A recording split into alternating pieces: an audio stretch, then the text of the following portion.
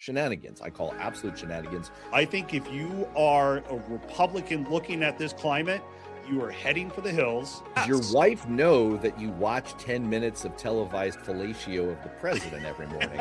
We're teaching the world that freedom is negotiable. As a Republican, as an American, we should all be upset by that.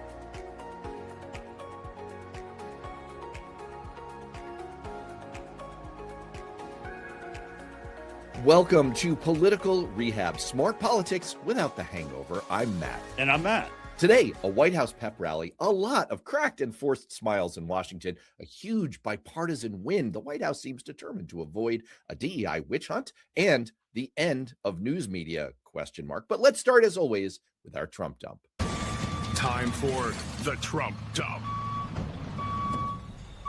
That's right. It's time for the Trump dump, our weekly segment where we get it all out of our system right up front so we can have a great show, because it doesn't matter if you're a Republican, Democrat, or independent. There's something Donald Trump did this week that pissed you off.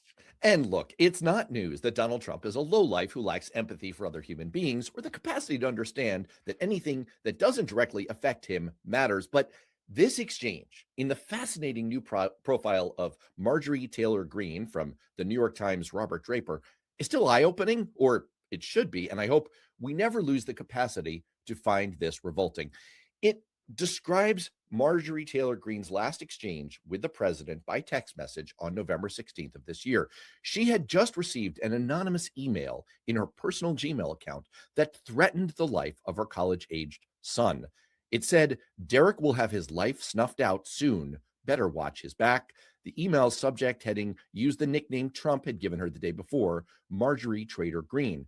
Greene promptly texted that information to the president. According to a source familiar with the exchange, his long reply made no mention of her son. Instead, Trump insulted her in personal terms. When she replied that children should remain off limits from their disagreements, Trump responded that she had only herself to blame. In response to detailed questions and a request for comment, a White House spokesman wrote, "President Trump remains the undisputed leader of the greatest and fastest growing political movement in American history, the MAGA movement. On the other hand, Congresswoman Greene is quitting on her constituents in the middle of her term and abandoning the consequential fight we're in. We don't have time for her petty bitterness." In other words, that's a non-denial denial. They can't say it didn't happen because obviously MTG has the receipts, so they're just resorting to doubling down on insulting her and victim blaming. They're literally telling this woman, "You were asking for it." Look, say what you will about J.D. Vance, but the man has the basic kindergarten level of social grace and dignity to hear about an incident involving Tim Walz's son and say, "I'm sorry that happened." If you happen to be a Trump supporter, I want to ask, if your kids behaved like this, would you be horrified? Would you be embarrassed? If the answer is yes, then please just consider that maybe it's time to finally say enough is enough with this person who doesn't care about you and wouldn't care if something happened to your children unless it affected him personally. And if the answer is no, then please just consider whether maybe politics has done something to your values and your basic humanity that you don't like. The good news is, either way, we don't have to tolerate this. We don't have to put up with this from the people that we raise up to power. We can demand more, and in 2026, I hope we will. Wow, very good. My Trump dump this week is also about MAGA, but it's the absolute nonsense they spew on autopilot. Let me give you an example. Last week in my column, which you can read in the Charlotte Observer on my Substack, I wrote that Donald Trump is morphing into Joe Biden. The point wasn't just age, though, yeah, that matters. Biden was 79 in December of 2021, and Trump is now 79, and Trump is falling asleep in meetings so often that Saturday Night Live is even making jokes about it. Even the messaging feels recycled. Trump is running the same Biden-era gaslighting on the economy, the same "don't believe your eyes" routine that wrecked Democrats in 2024. So what did MAGA come back with? Matt, we all know you have Trump derangement syndrome. Look, I love reading comments. I've spent decades in politics. I run on caffeine, criticism, chaos. I feed off negativity. Tell me I'm wrong. I don't care. But I admit, I was a little disappointed. I figured that pointing out that America has now suffered through two aging presidents, both surrounded by questions about stamina and judgment, might get me more than just a bumper sticker insult. get some better talking points, have an opinion, and for God's sake, stand by some principles. Let me give you another example. There is no way a true conservative can defend Trump's anti-free market protectionist crusade. And don't come back with one good quarter of 4.3% economic growth. That's fantastic news, and it should be celebrated. But it doesn't prove Trump's tariffs work any more than Biden's 4 quarters over 4%, including 2 of them that were over 7% that proved his economy was healthy. He still left behind record debt, rising interest rates, and families crushed by high prices. And that brings me back to what Trump derangement syndrome really is. It isn't criticizing him. It's watching people abandon every conservative principle they ever claimed to believe in just to defend it. And there's another word for that. It's called a cult. I love the way you've twisted TDS back on its originators and redefined it. That's absolutely spectacular. With that, let's get to this week's rundown.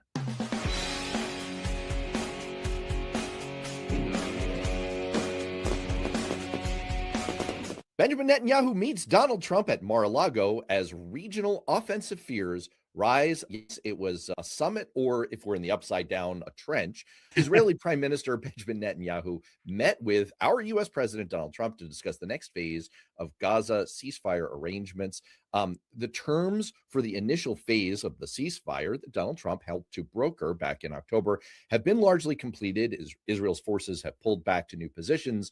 Hamas has now released all living and all but one of the dead hostages, but immense challenges remain facing the implementation of the second phase of the 20-point ceasefire plan that was supposed to lead to a permanent ceasefire and perhaps a peace.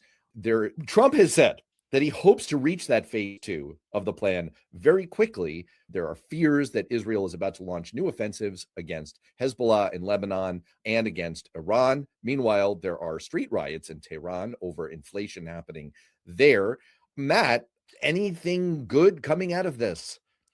It feels like our healthcare plan. We're going to have a proposal sometime in the future, and kind of wait and see. Look, we always look at Israel as an ally. They're a friend, but really this kind of felt like this was just part of Trump's Spotify playlist, like a reminder that we had a peace deal sometime earlier this year. It was more pomp and circumstance. It was more, let's get together. Netanyahu wants to talk about an award he wants to give Trump.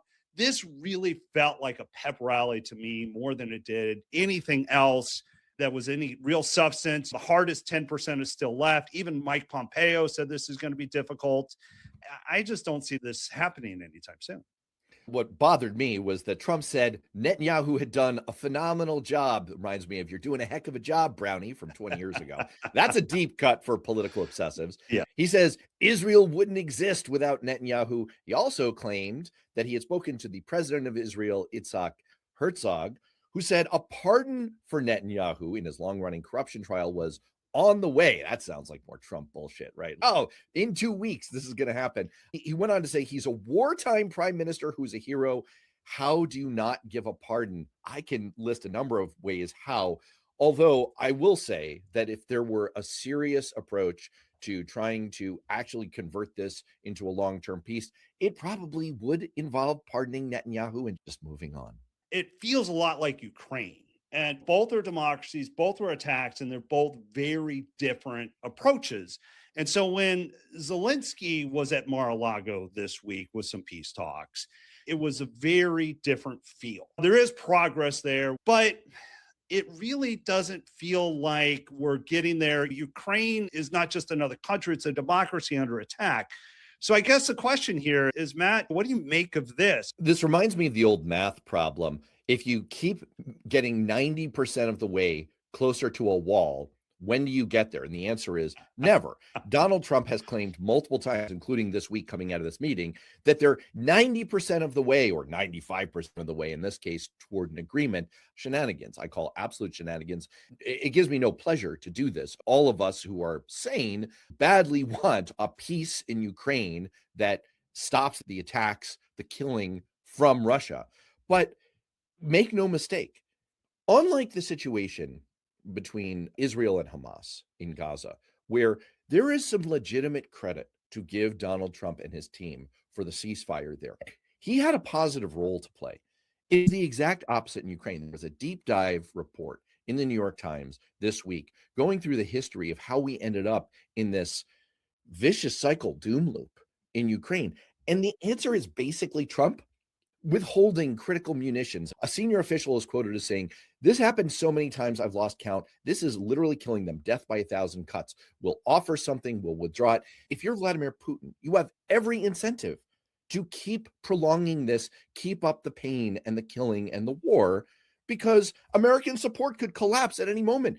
So the mere fact that Trump is so weak and so under the thumb of Russia on this, weakness is provocative, it's provoking the ongoing war. This is an absolute fail that is at Donald Trump's doorstep. I think it's clear Putin is not interested in peace. And I think the sad thing here is if America helps pressure a democracy into surrendering to a dictator, we're not making peace. We're teaching the world that freedom is negotiable. As a Republican, as an American, we should all be upset by that. I want to talk about a story that emerged this week in the Honolulu Civil Beat of all news sources, highlighting how Donald Trump's second term is reshaping United States science policy. The National Science Foundation and the National Institutes of Health have distributed over 20% less in grants. What we're seeing in this year-end review is an all-out assault on science and scientific research investment. Matt, big win, huh? Just we're getting tired of winning here in America. Look, we should force agencies to justify what they fund. And I believe cutting waste and ending woke nonsense in science is probably a good thing. And as a strategist, this is a political goldmine for us. It's easy to say, look at this. The Democrat wants to fund this, and this is what your tax dollars are going to do. And it's an easy win. It's easy for us to raise money on it. But blowing up the system to try to save money, to score some political points when we're potentially endangering the health of us.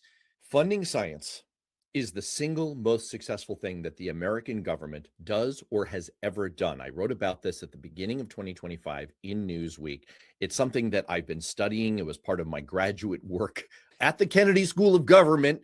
And let me just suffice it to say, everything in the modern world around us is the grandchild of U.S. government taxpayer-funded scientific research. Camera phones, CAT scans, LED lights, sneakers, communication satellites, batteries, lasers, Google, GPS, solar panels, robots, the internet. It all comes from taxpayer-funded science. And this is the perfect opportunity for public-private partnership. This is an area where Democrats and Republicans should be able to agree. About a third of U.S. patents in the private sector rely on federal research. The federal government does the long-term basic research, and then the private sector comes in and takes advantage of it and makes trillions of dollars that we spread around the world and comes back to us. And what you said is exactly right and part of the problem here. Of course, the federal government funds things that sound kind of funny, right? We study shrimp on treadmills and whether pigs can breathe through their butts. It turns out that the shrimp study is being used to improve military body armor, and the butt breathing study could help veterans with respiratory failure or compromised airways. And famously, Ozempic came from a study of Gila monster spit. And so this is an absolute insane self-own from the Trump administration. And it's just a squandered opportunity for Democrats and Republicans to do something absolutely great together.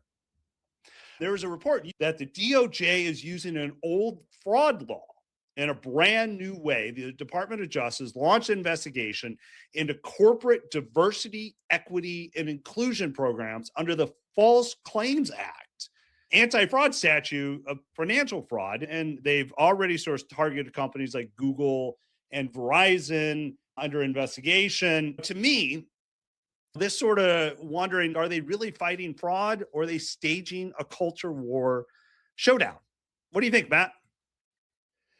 This comes from a great report in the Wall Street Journal. And look, I break from what might seem to stereotypically be the political orthodoxy of the Democratic Party on this.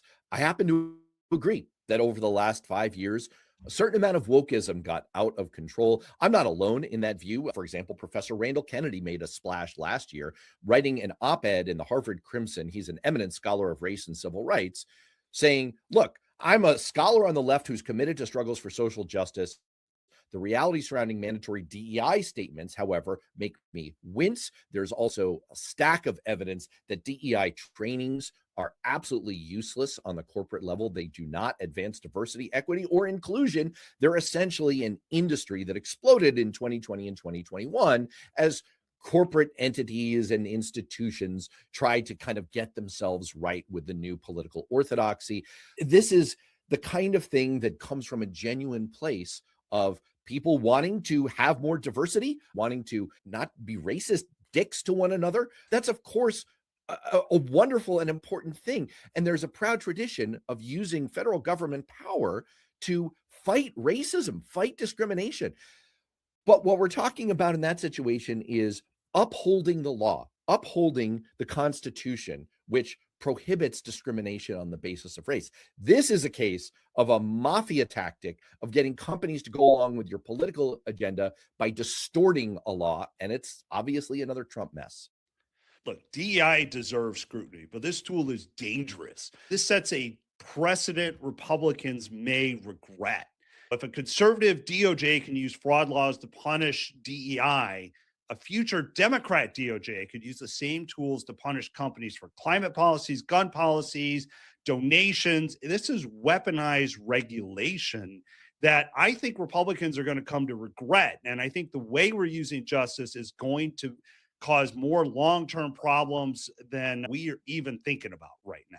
So I have a question for you. Is the media dead? If they did have a death notice, you wouldn't read about it in the newspaper because newspapers are gone. We've had the high-profile incident of 60 Minutes spiking the report on CCOT last week, and news broke in the last week of the tally of media job losses over the last year, 2,200 job cuts to date in digital and print media over the course of the year, driven by restructuring, industry consolidation, and of course, Trump's cuts to PBS. That is the media dead? It's a slow death right now. Fear is starting to replace editorial courage. And on one side, we're seeing it just completely collapse. Some of it's just bad business practice. This has been a long, slow moving process. We need a good independent media. We need that as part of checks and balances. But not only are we seeing it with the 60 Minute segment, I noticed, and I know this is not a program you watch a lot, but I was watching Fox and Friends the other morning. And I'm sure you wake up and drink your coffee and watch Fox and Friends. But it was 10 minutes about how wonderful Donald Trump is. And his optimism, his love for America is so great, that is so infectious, and that the golden age of America is just coming, and it's all because of him and how lucky we are to have him. It felt like state-run media. So it's Matt, not, I have a question for you. Yes. Does your wife know that you watch 10 minutes of televised fellatio of the president every morning? She's not awake yet. Let's be honest. I do it in the secret, in the dark. Nobody really knows. Right, as one does. As one does. Yeah, nobody owns up to watching Fox and Friends. It is so bad, so state-run, that we've lost critical thinking. And as a result, the media is collapsing around us. The media is not dead, but the function of providing an independent, verified, credible, trusted source of information is rapidly dying. Part of it is the local news desert because we don't have local newspapers anymore. But look, when you've got a situation where corporate media is afraid of Brendan Carr and Donald Trump, that's no different than state-owned media in the Soviet Union. The migration of everything to short-form video or AI summaries is also terrible for our capacity to do critical thinking. And look at this show. We are like a Flintstones multivitamin. We're trying to pack actual factual information and informed analysis inside a package that's pretty sweet so people will actually eat it. Excellent point. That's why you got to watch our show. Let's get to a brand New Year's Eve appropriate segment of political predictions that are sure to go wrong for 2026.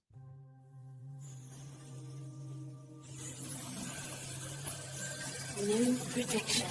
What will Trump's net approval rating be on June 1st, 2026?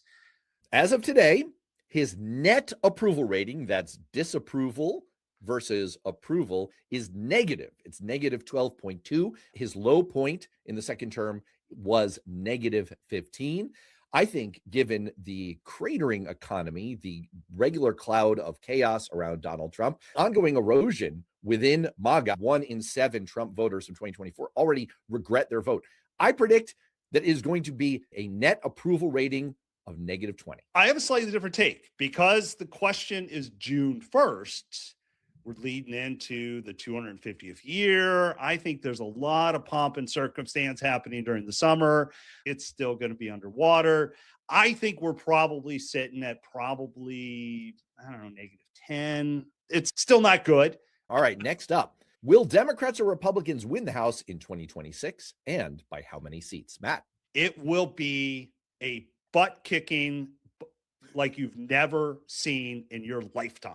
The Democrats are going to almost wipe us off the board, other than all the really safe seats. I think we are going to lose in 2026 40 seats. 40 seats. Okay. 40 I love seats. it. We're disagreeing. All right. Now, look, you said there would be no math on this exam, but I'm going to do some math. All right. Here we go. As of today, Republicans hold 220 seats. Democrats hold 213. Historically, the president's party loses on average about 25 to 30 seats in a midterm. You could look at solid, likely, or leaning Democratic seats. That gets you to 208. There are 17 toss-up seats. So let's say Democrats win 15 of those. And then they win half of the 8 seats that are leaning toward Republicans. That gets you to 227 Democratic seats, or a pickup of only 14 seats. I'm going to go with 14. Wow, that's low. That is low, but we are going to see, because again, one of us will be right or wrong. Will there be a new record for House retirements this year? The record was 48 members of the U.S. House of Representatives who chose to voluntarily leave their seats by retiring, resigning, or running for another office. 48 in the 1994 election cycle, the historic 94 midterm collapse of the Democratic Party.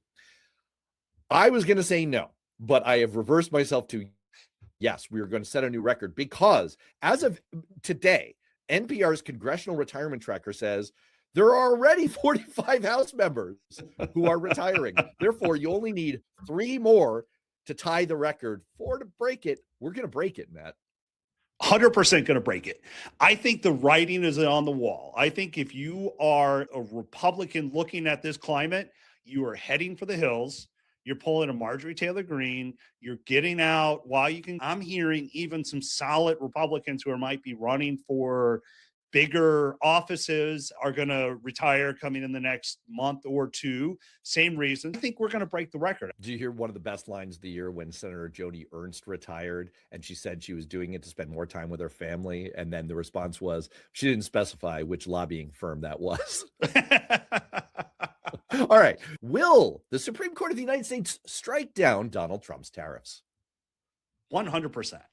People continue to look at the Supreme Court and say it's a conservative court, it's going to side with Trump.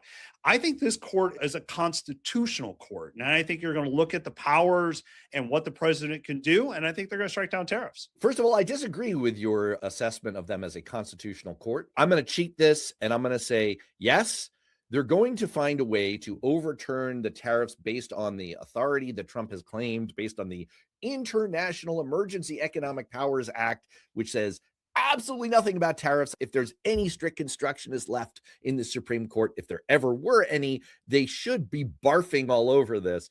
But I think they're going to find a way to say, no, you can't do that, but they're going to keep it super narrow. So the very next day, he's just going to slap the tariffs back on, asserting some other kind of insane authority that he doesn't actually have. So it'll kind of a split decision. All right. Will the U.S. avoid a government shutdown in 2026? No, the U.S. will not avoid a government shutdown in 2026. People respond to incentives. There are incentives for both parties to try to play for political advantage by having another government shutdown before the midterms. Yes, there will 100% be a government shutdown in 2026. I think my question, and I'm going to get back to you, how many government shutdowns in 2026? Where there'll be 2? Only one, but it's going to suck. Oh, see, I think we have one coming up in February, and I think we're going to have another longer one right before the midterms, because you're right. There's a lot of jockeying going on, and I think it's going to be used as a political poison pill somewhere along the way on both sides.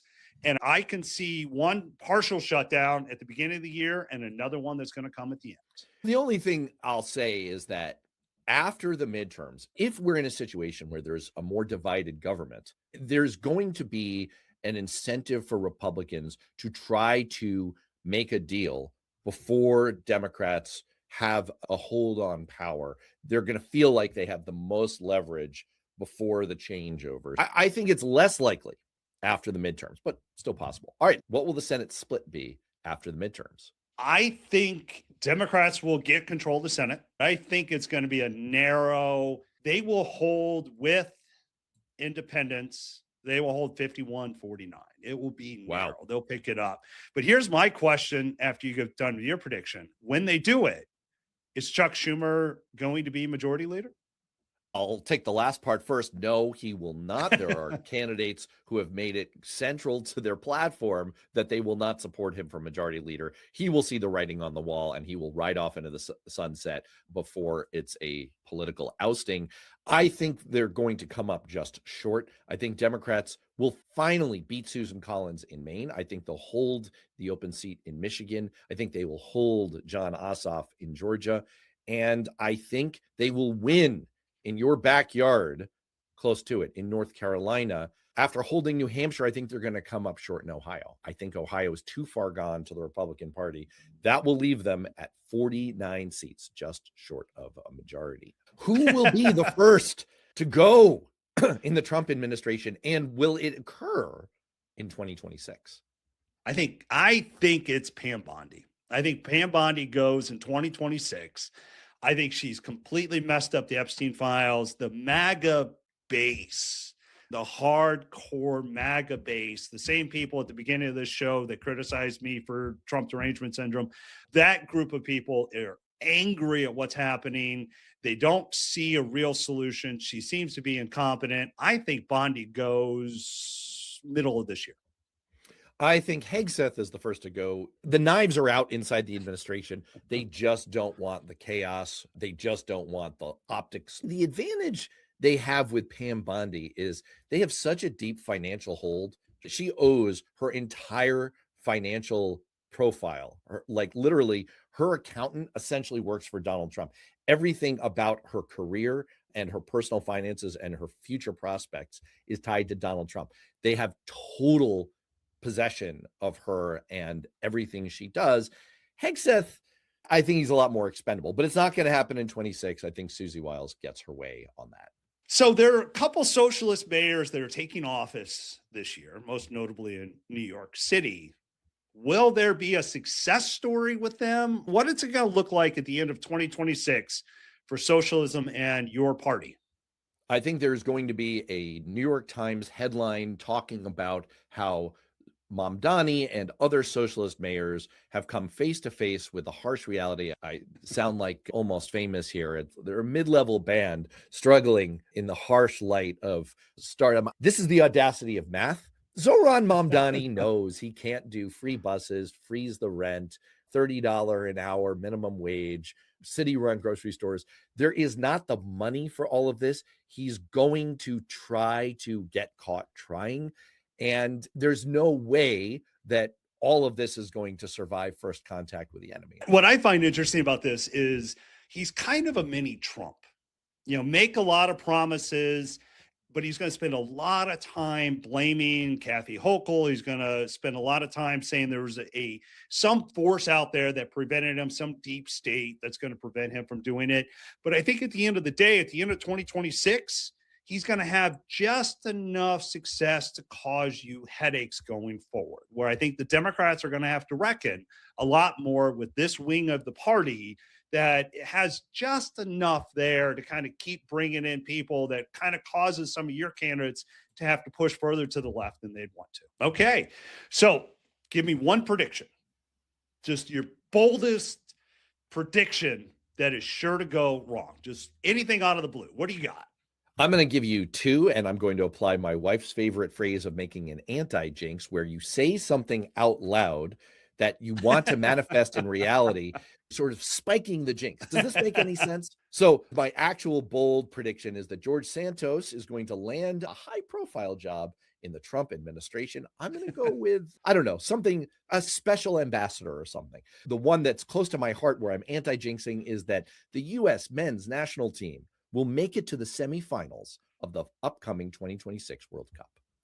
Fantastic. Here's mine, and this is sure to drive Democrats just batshit crazy. I think Marjorie Taylor Greene is going to be a full-time analyst on CNN. I think she is going to be out there. She's going to take Scott Jennings' place. She's going to get on there, and every day you're going to watch her spew everything that CNN viewers hate, but she's become the media darling. She's going out there rebranding herself. She's getting herself set up for something. It's sure to be another high-paying job for her. I expect to see Marjorie Taylor Greene on CNN this year. I'm looking forward to it. It will make the program much, much better. This is a great prediction. This is very likely. It drives eyeballs. She has enough things to say now that appeal to Democrats and enough to enrage Democrats and make them hate watch. This is spot on. This is definitely happening. All right. That is it for our political predictions for 2026. Sure to go wrong. And with that, let's get to our weekly segment. That's bullshit.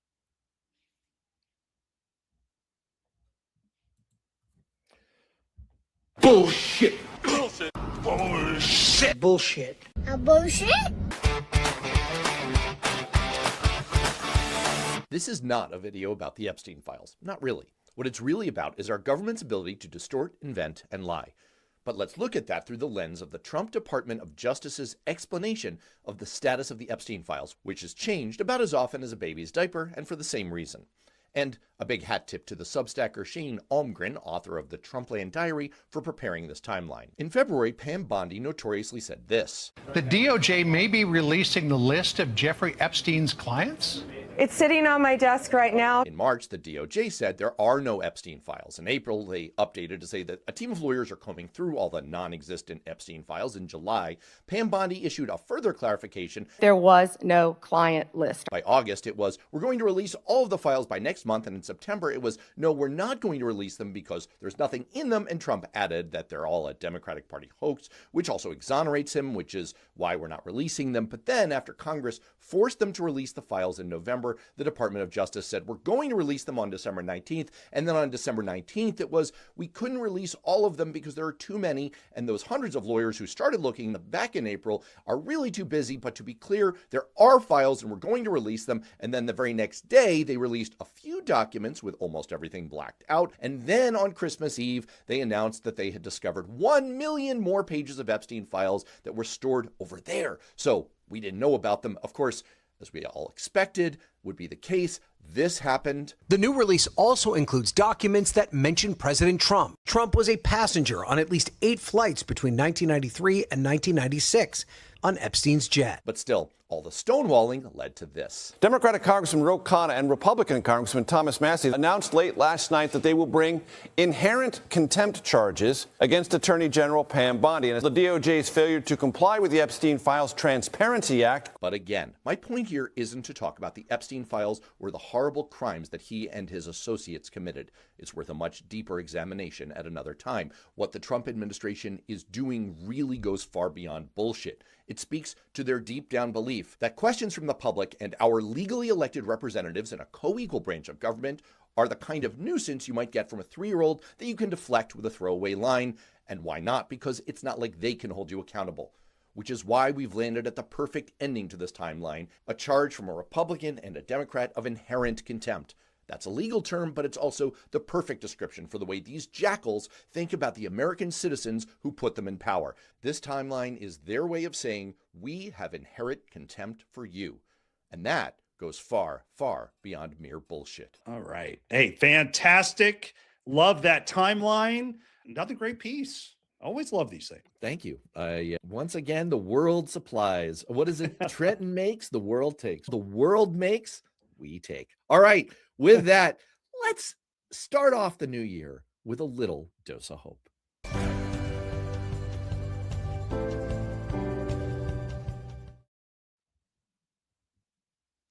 There was a story on Drudge that said Republicans have a Vance problem. No one seems to like him. Now, that's kind of obvious to, I think, most of us. But at the end of 2025, it's starting to feel like MAGA has been exposed as the fraud that it is. Republicans at the grassroots level are starting to rise up and reclaim the mantle of Ronald Reagan, where principles mattered and whose conservatism stood for enduring values. You see that spirit alive in groups like Our Republican Legacy, a coalition of principled Republicans working to reclaim the party from within. You see it with groups like Freedom Conservatives, who believe that in order to ensure that America's best days are ahead, we must apply the timeless principles of liberty to the challenges of the 21st century. You also see it with Mike Pence, who was in the news last week, who's reemerged as a more traditional Reaganite conservative, seeking to resist Trump's populist redefinition of the movement and the broader Republican Party. You even had a bunch of Heritage Foundation staffers defect and go over to Pence's DC-based advocacy organization advancing American freedom. And what these groups all have in common is that they're dedicated to having a functioning Republican Party, one big enough to welcome everyone who believes in freedom, opportunity, and the promise of America.